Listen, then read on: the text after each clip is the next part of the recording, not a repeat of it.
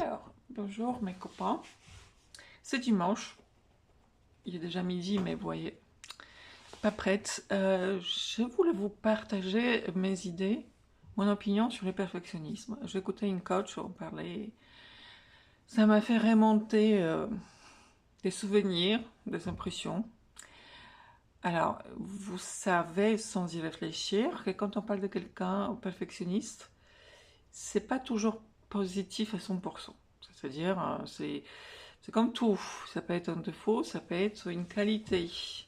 Mais on sait que les perfectionnistes, autant que c'est bon dans certains métiers, chef cuisinier, pâtissier, tout ce qui est luxe, etc., c'est parfait. Mais sinon, ça vous pénalise.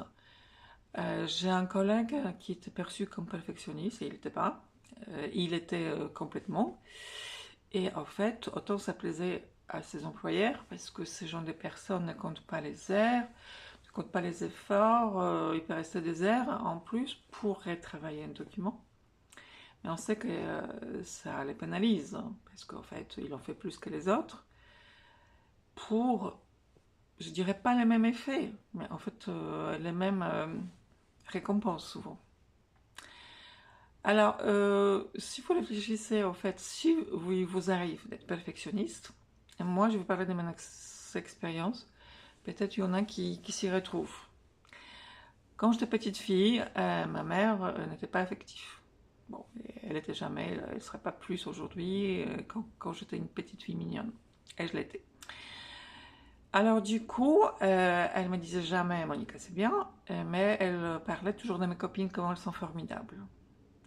Alors du coup, dans la petite tête de petite Monica, j'ai décidé, en tout cas je me suis imaginé, qu'on va m'aimer si j'ai toutes les qualités de toutes ces personnes et je deviens parfaite, c'est-à-dire la perfection même, et dans ce cas-là, on va m'apprécier. Alors, comme tout le monde, surtout les enfants, veulent être aimés, j'y allais d'une façon exponentielle. Parce que j'étais super motivée, j'avais besoin d'être appréciée, parce que je ne l'étais pas, je me sentais mal aimée. Alors du coup, je suis devenue accro-perfectionnisme. Évidemment, ça ne sert pas. Ça ne sert pas, parce que même si je suis partie après, ma mère n'était plus là, et je continue à jouer le rôle de ce gendarme qui était une critique. Monica, c'est pas ce bien, hein. Monica, c'est ceci. Voilà, alors du coup, le perfectionnisme, c'est souvent la façon de nous cacher. Soit pour obtenir l'amour et reconnaissance, parce qu'on se dit, mais en fait, ils vont m'aimer, parce que là, je fais tout pour, c'est parfait.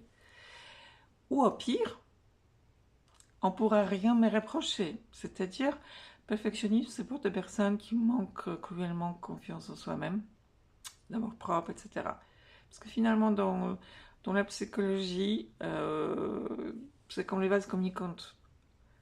Il y a plein de choses qui sont liées, évidemment, vous le savez. Alors, dans la vie privée, ça ne porte pas, parce que, en fait, les autres, c'est jamais assez.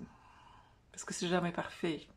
Et si finalement on décide que c'est parfait, on essaye d'être parfait, on essaye d'être à image d'eux pour être accepté. Parce qu'on pense que la personne mérite quelqu'un de parfait. Et souvent on se critique parce que je ne le suis pas assez. Et du coup, on est vraiment anxieux pour plaire, etc.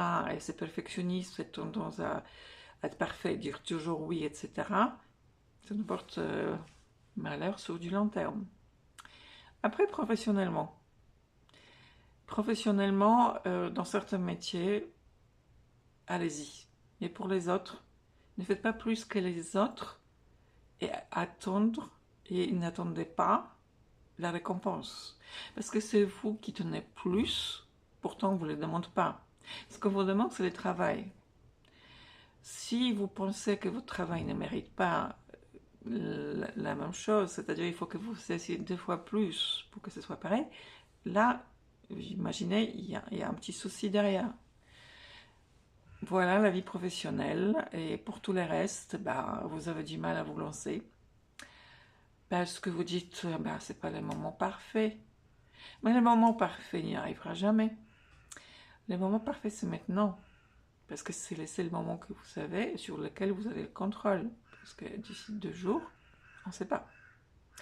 Alors dites-moi ce que vous pensez de cette qualité de faux perfectionnisme, si vous en avez souffert et comment vous avez fait. Allez, ciao!